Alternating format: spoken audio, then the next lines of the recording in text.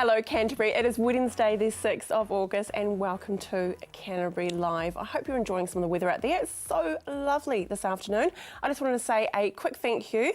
We had a couple of viewers called yesterday about my coughing spat, so it's all gone, it's all lovely, so thank you very much. Well, speaking of lovely and a warm heart, we have a very, very special show today. We are heading out to Rangiora Vet, which is always good to see what they're up to out there. But we meet some very special people, all to do about Heart Awareness Week. But first up, I'm joined by a very colourful character, Mr. Pete Dawson. How are you? I'm From good. the RSA? I'm good, how are you? I'm good. good. To be back. Yeah, it is good. And I tell you what, this week is pretty special for the RSA, isn't it? Oh, it is, it is. This week has seen the commemoration of the declaration of war in World War I, and I guess commemorates the beginning of a tragedy that cost 18,500 New Zealand lives over a period of 5 years in Europe. And it's important that we commemorate that. And we did that yesterday in Christchurch with a small ceremony down at the Henry Nicholas Victoria Cross statue in Remembrance Park by the Bridge of Remembrance.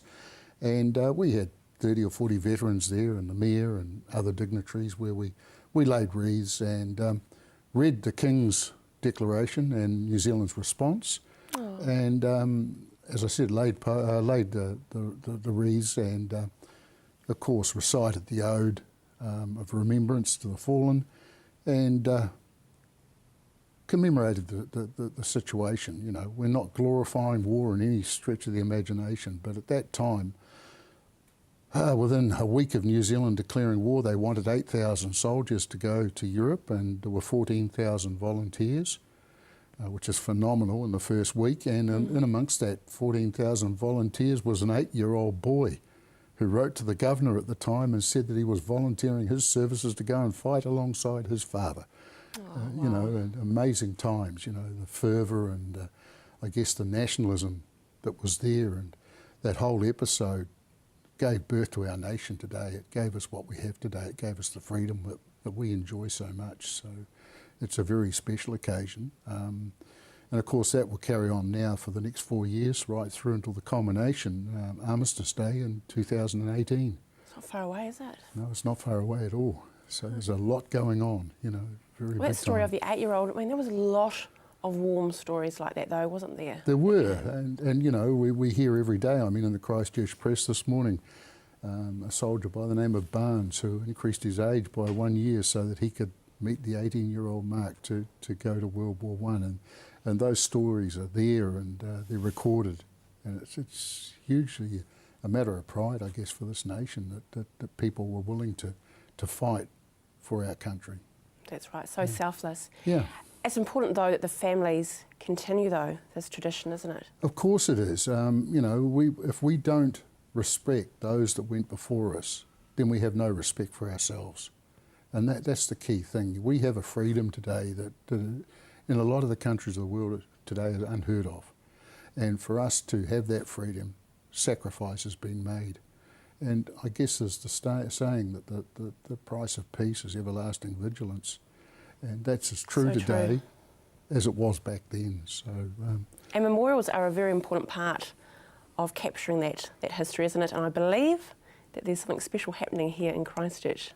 Well, yeah, we're very lucky that, well, when I say lucky, we're lucky that after 4 years since the earthquake when our home was demolished, that we're almost halfway through a new building down in Armour Street. The concrete walls are up, the structural steel's in place, they're starting to line out, and by February next year, almost 4 years to the day, we'll take possession of a brand new $6.5 million building. How fantastic. I believe we've got a picture of it actually, Pete. Look at that. Yeah, there it is. That's truly impressive, isn't it? We've tried to make it something special. Instead of it being on the street frontage as it has been in the past, to set it back about 18 metres to give us a remembrance forecourt there. You'll see that those blades or columns, there's 11 of them. Right. And they symbolise the 11th hour, the 11th day of the 11th month, 1918, when the armistice was declared and World War I ceased. And that's important. And on the left-hand side there, we've got our wall of remembrance. And that wall, hopefully we're going to record 1,000 names of veterans that have fought for New Zealand.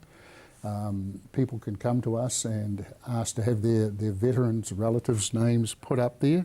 Oh, tremendous. And we will put up their name, rank and number and the campaign that they fought in.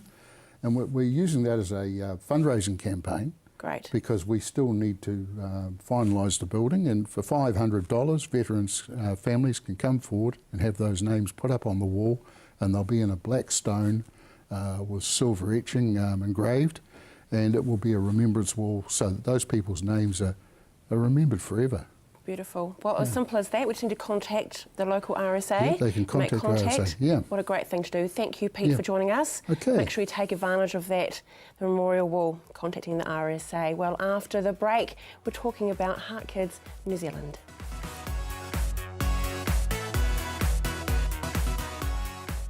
Every Saturday evening at 8 o'clock, we screen a riveting and educational documentary, ranging from history to music, culture to religion, and everything in between. Saturday night documentary, 8 o'clock, right here on CTV. It's Canterbury.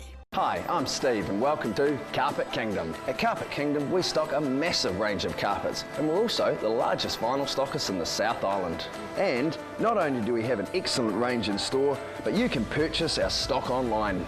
We offer free measuring quotes, we have our own installation team, we ship nationwide, so come on down and see us at Carpet Kingdom. 312 Wilsons Road in Waltham, just off Brougham Street, or visit us online at carpetkingdom.co.nz.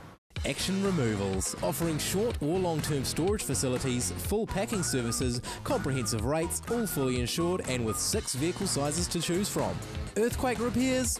Action Removals pack, move, store and return your valuable possessions stress-free.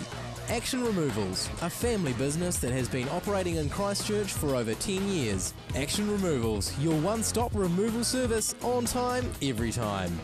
0800 222 526. Come in and meet the locals at the Bush Inn Centre. Whether it's to grab a coffee on the go or to catch up with a friend over lunch or dinner, the Bush Inn Centre is the perfect place. With our unique range of shops, you'll find everything you're looking for and more. Our friendly locals are always happy to help. We have plenty of parking at the Bush Inn Centre, making your shopping experience just a little bit easier. So come in, meet the locals and shop Bush Inn. You'll find us on the corner of Riccarton and Waimari Roads. Al Jazeera News, international news right off the satellite, bringing you up-to-the-minute coverage of world events. Al Jazeera News, weekday mornings at 6 o'clock, right here on CTV.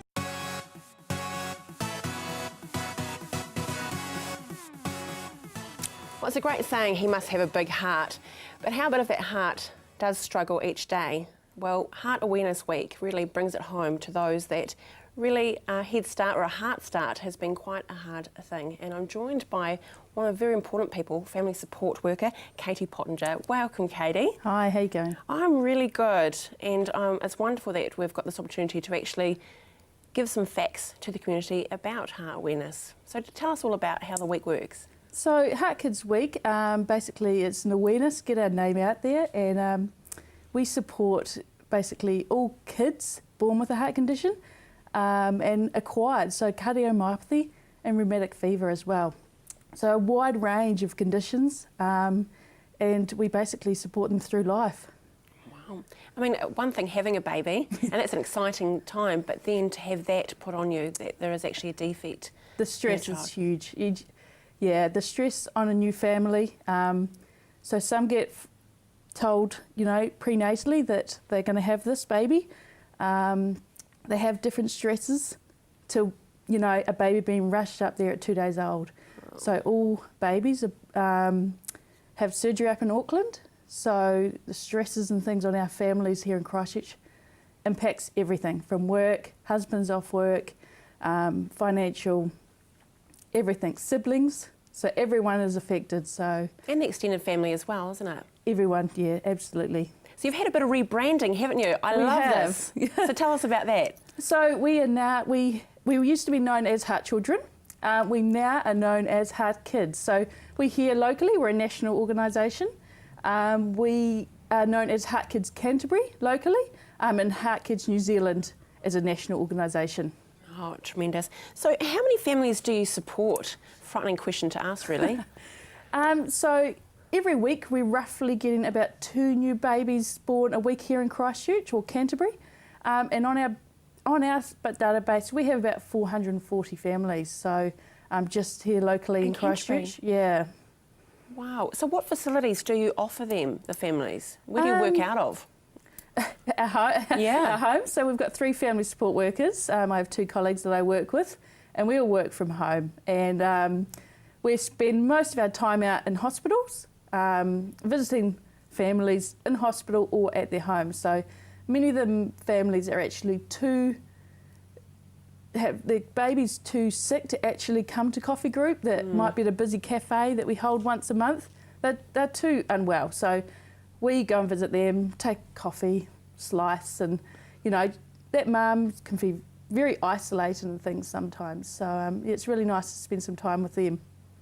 So what do you do for resources though? Because I know you're quite flippant then about I'll take a slice and a cup of coffee, but that all costs.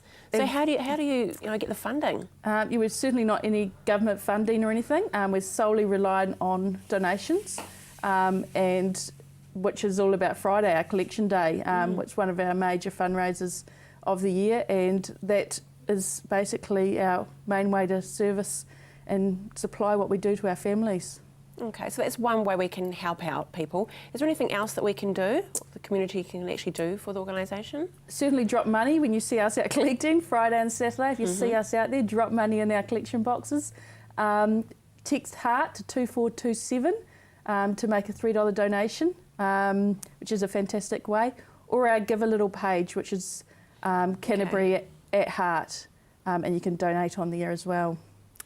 Now, this is a bit of a solemn subject, but the memorial service for the Heart Angel, can you tell us about that service? So we hold a memorial service every year, and every year we roughly have 2 babies pass away. Some years it's more, you can never tell, and sadly that's the reality of our conditions and things.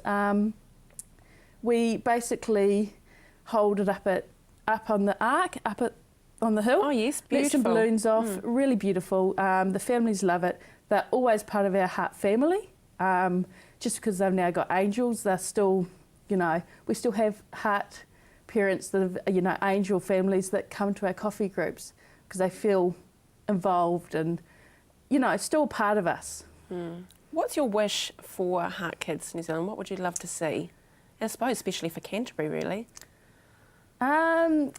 Just much more funding would be fantastic, to be able to give those services and extend the services we are doing at the moment, and not have to, rely, our services go up and down depending on how much money we've raised, and what we can provide for families. So the more money we raise, the more we can provide.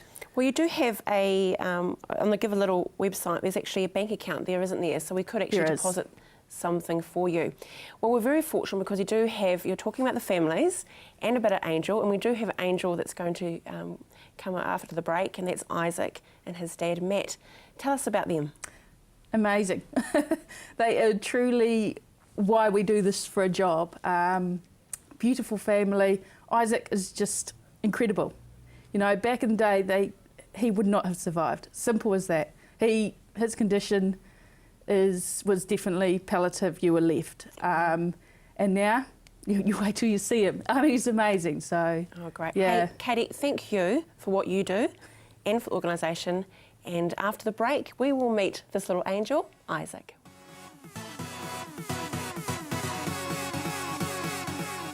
Southern Newsweek is an Otago-based news bulletin. Produced locally in Dunedin, it's your chance to catch up on everything that's happening in the community.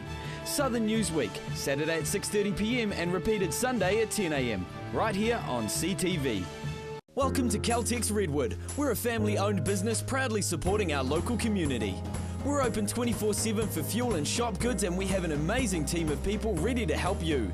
Save at least 6 cents per litre using AA Smart Fuel cards. We also offer great value on our LPG bottle fills. We have a full workshop and Bridgestone Tyre Centre.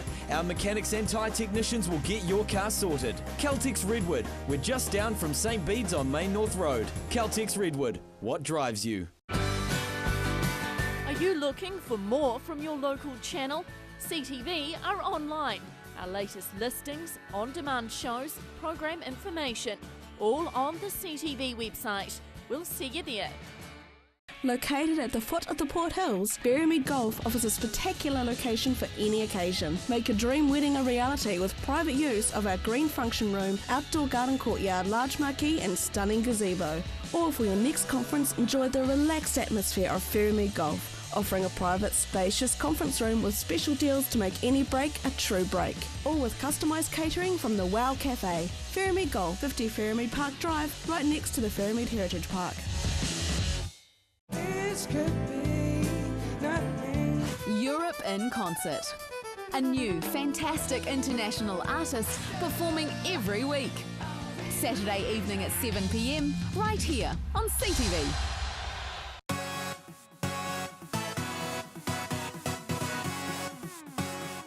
Well, as promised, I'm now joined by an angel, a resident angel.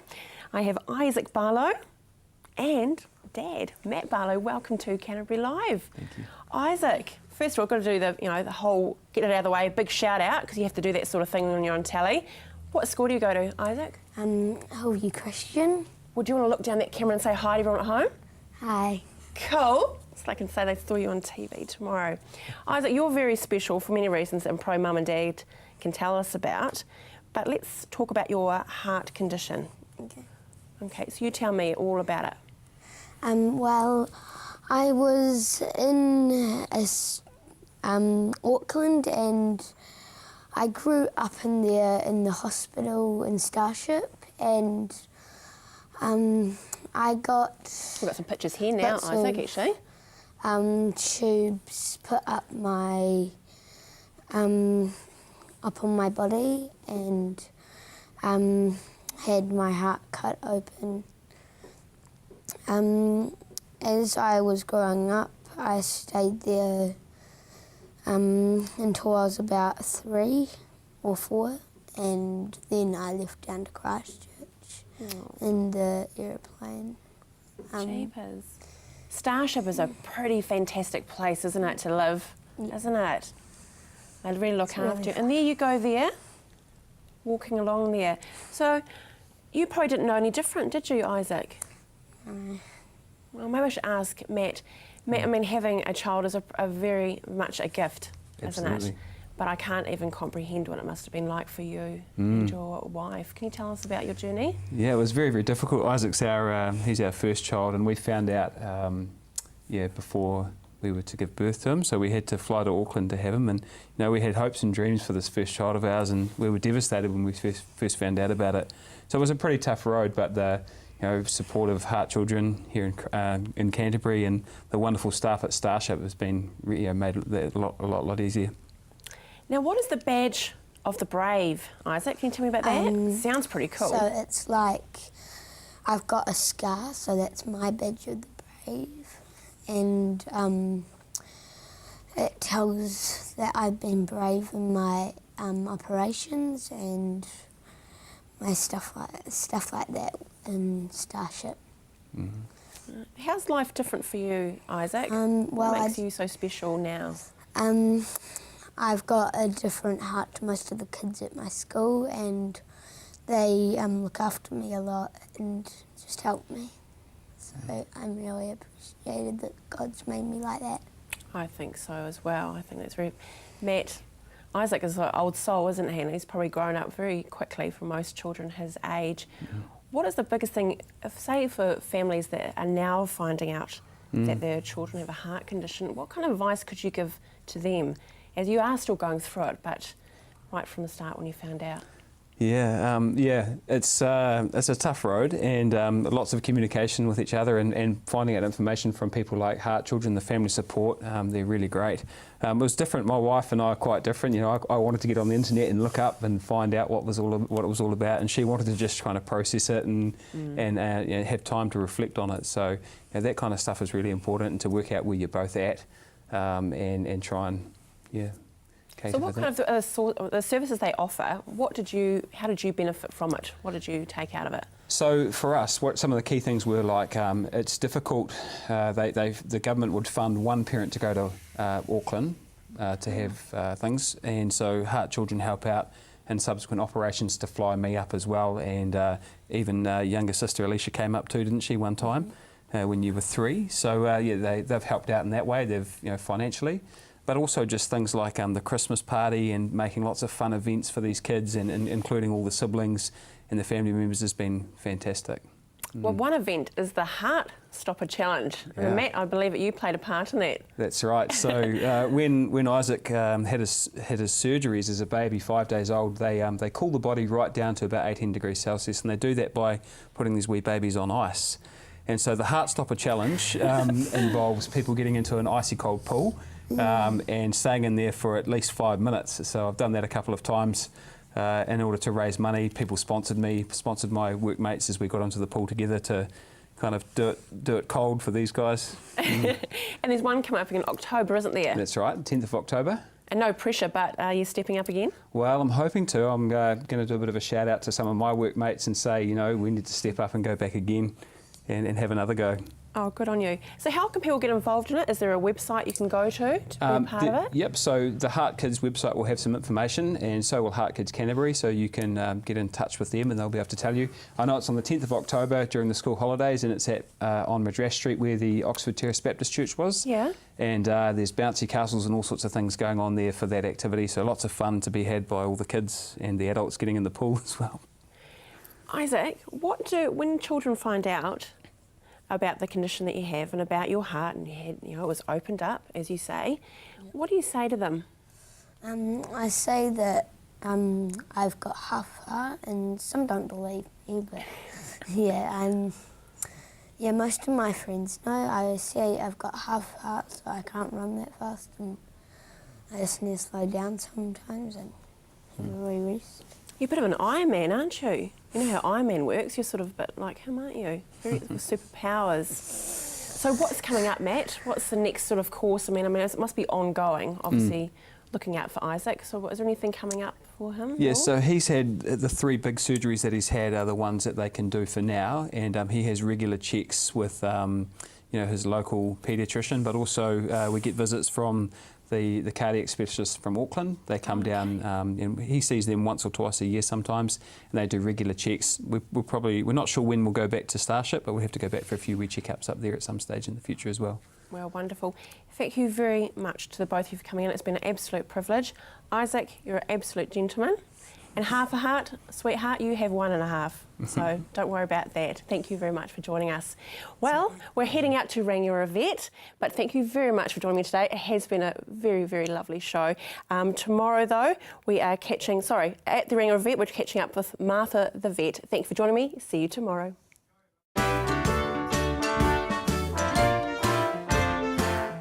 This week, out at the Rangiora Vet Centre, Martha's patient is in for a dental checkup. So today we're having a wee look at Smooch. He's come in to have a dental check. We're going to give him a full check over, have a look at his teeth. Now, this fellow's 10 years old, so we're going to pop a wee IV line into him and grab some bloods off him, just to check that his kidneys and his liver are working okay before we think about doing an anaesthetic on him. He is a beautiful, beautiful boy. So we'll just have a wee look at you, sweetheart. Hi, darling. You're half asleep there, aren't you? Have a really good look at your teeth, Poppet. Yeah, so we've got some tartar at the back there and just a wee bit of gingivitis.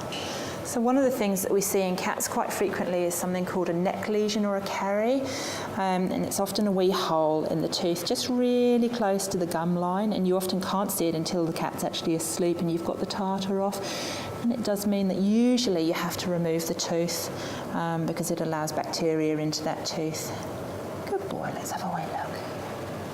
So we're really just looking for anything that would make us not want to anaesthetise him today. So for example, anything that we hear in his heart that makes me think that he wouldn't be a good risk under anaesthetic, anything sore in his tummy. And we'll take his temperature as well and check that he's not running a fever too, but so far he's looking absolutely great.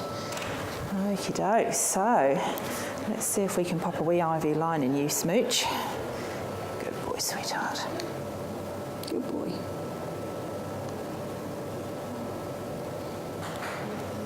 What a brave man, hey? What a brave man.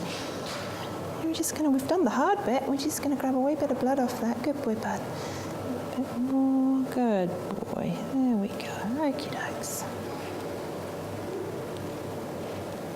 Grand, and we'll just bandage that in. Good boy. So we're just going to bandage that line in. He's going to go back to bed for 5 or 10 minutes. We're going to run that blood sample, and then if everything's okay, we'll go ahead and give him an anaesthetic and take him through to dental.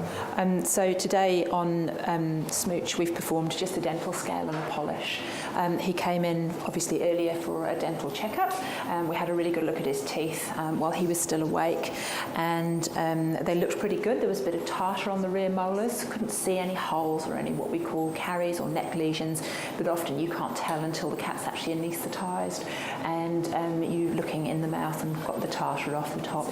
If we're concerned about a tooth but we're not sure whether it needs to come out or not, we do have the ability to take dental x-rays on our new digital x-ray machine, and we do that fairly frequently in cats and dogs where we're not sure whether the tooth is salvageable or not. So after his anaesthetic, he comes off the gas, we keep him on oxygen for about 10 minutes. He'll start to recover, he'll start to wake up. As soon as he's awake enough and he starts swallowing, his ET tube will come out, and he'll then go back through into one of our recovery cages, which is monitored by our nurses all of the time. So what we're looking for here is we're waiting for him to swallow for us, to move his tongue, so that we know that he's not going to inhale anything. So Kim's just checked and he's just done a wee swallow for us, and the tube's able to come out.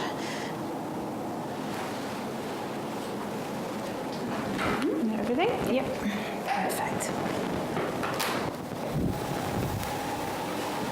So he'll stay in recovery now for probably at least probably half an hour to an hour until he's sitting up and he's able to look after himself, and then he'll go back into the cat ward where there's a nurse looking after them 24/7. Be watching next week when Sophie has Rascal the cat in for a checkup on his thyroid condition.